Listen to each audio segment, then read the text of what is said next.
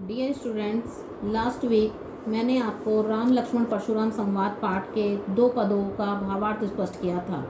आज मैं आपको पद संख्या 3 व 4 का भावार्थ स्पष्ट करूंगी। इस पाठ की भाषा अवधी है तथा इसमें दोहा व चौपाई छंदों का प्रयोग हुआ है। अब तक आपने पढ़ा कि धनुष टूटने की आवाज़ सुनकर परशुराम राजा जनक की सभा में आते हैं तथा क्रोधित होते हैं। राम उनसे कहते हैं कि धनुष तोड़ने वाला आपका कोई सेवक ही है, किंतु परशुराम कहते हैं कि सेवक वही होता है जो सेवा का कार्य करता है। जो शत्रुता का कार्य करता है वह तो शत्रु ही होता है। लक्ष्मण को उनकी इस बात पर क्रोध आ जाता है। वे कहते हैं कि हे मुनि, हमने तो बचपन में ऐसे बहुत से धनुष तोड़े हैं, कभी किसी ने इस प्रकार कोई क्रोध नहीं किया। परशुराम लक्ष्मण की इन बातों से और ज़्यादा क्रोधित हो जाते हैं और अपने फरसे की ओर देखते हुए कहते हैं कि हे मूर्ख बालक, तूने मेरे स्वभाव को नहीं जाना है। मैं महाक्रोधी हूँ। सारे संसार को पता है कि मैं क्षत्रियों के कुल का नाश करने वाला हूँ। मेरे इस फरसे को देखकर तो घर में पल रहे बच्चे भी नष्ट हो जाते हैं। तू मुझे क्रोधित करके अपनी मौत को बुला रहा है। अब आगे पढ़ते हैं।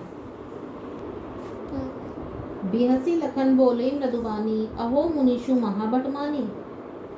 परशुराम की इन बातों को सुनकर लखन लक्ष्मण जी वैसी हंसकर मृदु कोमल वाणी में बोले, कहने लगे, अहो, अरे आश्चर्य है कि मुनीषु, हे महामुनि, आप तो महाभट, महान योद्धा, भट मीन्स योद्धा, महान योद्धा होते हुए भी मानी बहुत अधिक अभिमान करने वाले हो, अर्थात बहुत अधिक घमंड करने वाले हो।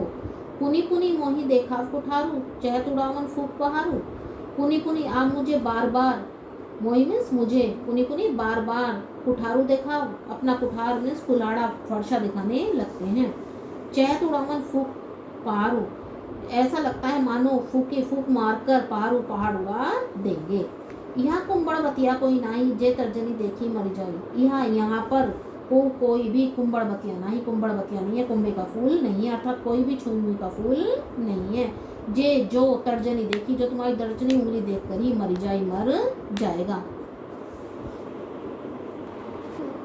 देखी कुठार सरासन बाना, मैं कछु कहा सही तभिमाना।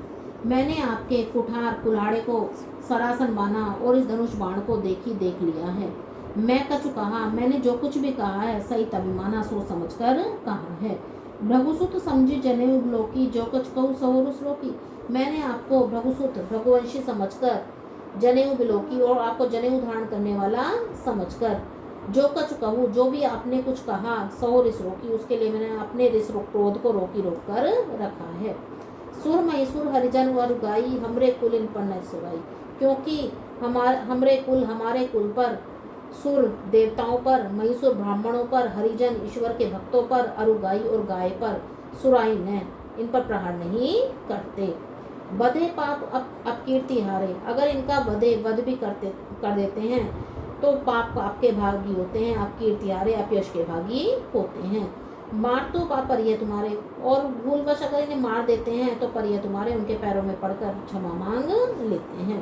कोटि कुलिशम वचन तुम्हारा, व्यर्थ धरु धनु बाण कुठारा। तुम्हारे जो ये वही मुनि, आपके जो ये वचन शब्द हैं, कोटि कुलिश, करोड़ों, कुलिश में शस्त्रों के समान हैं। व्यर्थ धरु धनु बाण कुठारा, इसलिए व्यर्थ बेकार में ही आप धनुष और बाण, कुठारा और फरसा धरो धारण करते हैं। जो भी लोग की अनुचित कहो, क्षमऊ महामुनि धीर, सुनी सरोज भगवंश मुनि, बोले गिरा गंभीर। लक्ष्मण जी कहते हैं कि हे महामुनि, धीर धैर्यवान, हे धैर्यवान महामुनि, जो कुछ भी आपने अनुचित बिलोकी, अनुचित देखा है, या जो कुछ भी मैंने अनुचित कहा है, उसके लिए मुझे क्षमा कर दीजिए। सुनी सरोष, लक्ष्मण के ऐसे वचनों को सुनकर सरोष क्रोधी मुनि, रघुवंश मुनि, परशुराम जी बोले, गिरा गंभीर, गिरा मीन्स वाणी, गंभीर वाणी से बोले, कहने लगे।